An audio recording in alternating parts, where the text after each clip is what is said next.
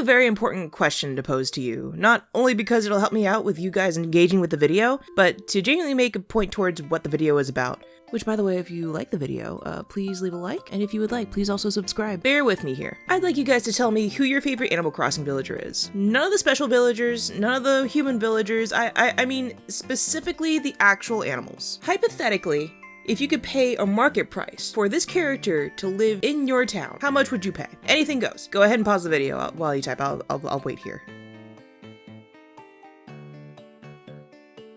What point did I have to make by asking you this?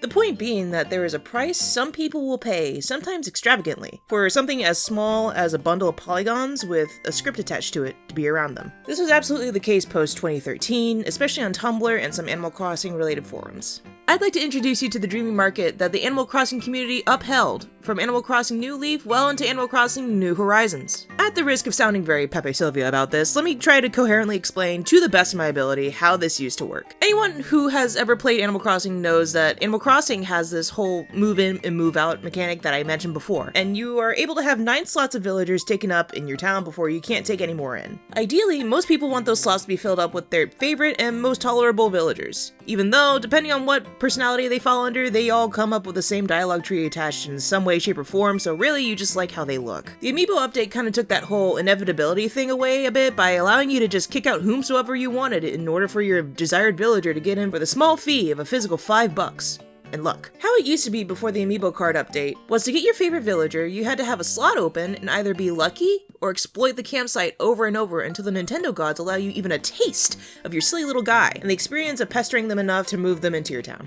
And the luck would come down to which villager you wanted and their species, because it was a whole probability system. The less villager species there were, the rarer they were, and the lower the odds of getting the villager you wanted. Your last option, and honestly the easiest way to do it, was to go to a friend's town, and if they had said character in boxes on moving day, you could convince them to move into your town, slots permitting. And so the community usually ended up asking each other on forums and through posts for specific characters that may be in boxes. Obviously, capitalism ensues. Remember the whole Rayman craze when New Horizons came out? How he was like this big villager and people would pay real money just to look at him? Think of that, but like a tad less unhinged. Only a notch though. Here's a tier list from the ye old times of New Leaf on what villagers were popular and who was not so popular. It's a relic from long ago, I know. It was a list that held up pretty well amongst the community, and the fact that you could 100% expect these top tiers to be worth millions of bells. That's right, millions of in-game bells that people had to work hard for or hack in. And trust me, you don't get that money just by playing casual. Some people even paid real-life money. They also paid with flowers, perfect fruits, rare items, and even other villagers of equal worth. Which, to be fair, after the head that was Animal Crossing New Horizons, that doesn't surprise me anymore. So if you wanted, say, Rosie in your town, she would probably come out to typically 2 to 3 million bells standard. She's been a super popular character since the original, so expect to pay higher, honestly. And the forums went crazy. Blank inboxes became a call for players all over, especially if they were in those 2 tiers. Everybody else had their price, but the lower they were, the less you'd pay or exchange. But Specs, how do you know all this? Were you just sort of around for this level of in-game capitalism? No, oh no. No. I know of these tales because I did partake. I partook in this to a very diabolical degree. You see, it all started with this guy, Zucker. I came across a post on Tumblr on a whim while I was playing the game, and they called for anyone to let them know if the correspondents had Zucker anywhere in the game and that they'd pay handsomely. I had Zucker in my campsite and I wanted to do a good deed because really I had nothing else to do and I had an open moving slot. So I worked something out with the person, and for a couple weeks I kept this octopus and waited for his moving message, time traveled to the moving date and let the person know, to which they, shockingly, paid handsomely. They gave me their thanks and left a couple million bells, rare flowers, and fruits. And something in me looked at these offerings and thought, this is a lot.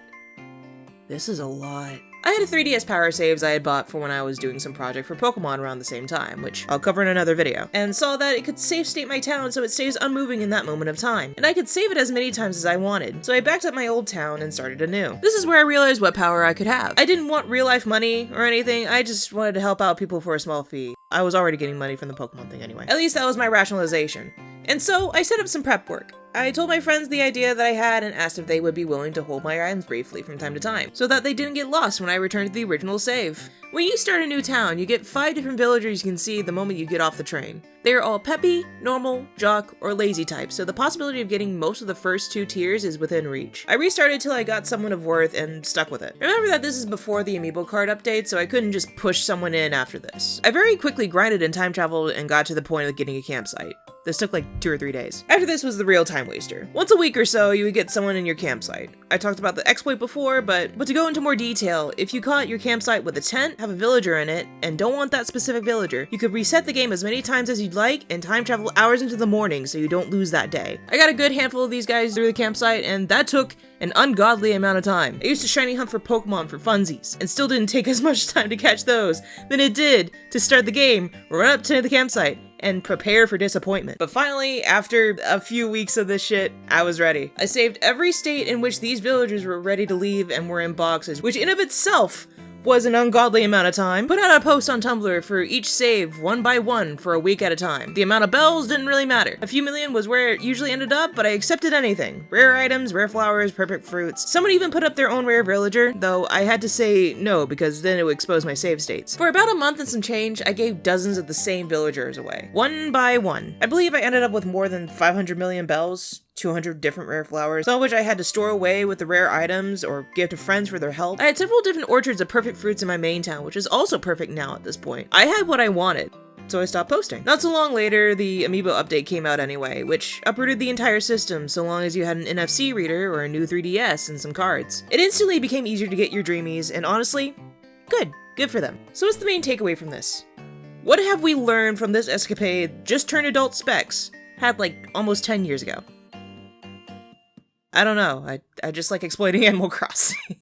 Really, I don't see anything wrong with cheating a system like that so long as people get what they want, and it's all legit. And this will tie into the next video as well. I find it interesting that people will pay such a large amount for a villager they love, but I also resonate with the sentiment because I love my dreamy villagers too, so much so that I bought their cards individually after the Amiibo update. So really, you could say I was also just a sucker for the system. What can you do? Thanks for visiting the burrow.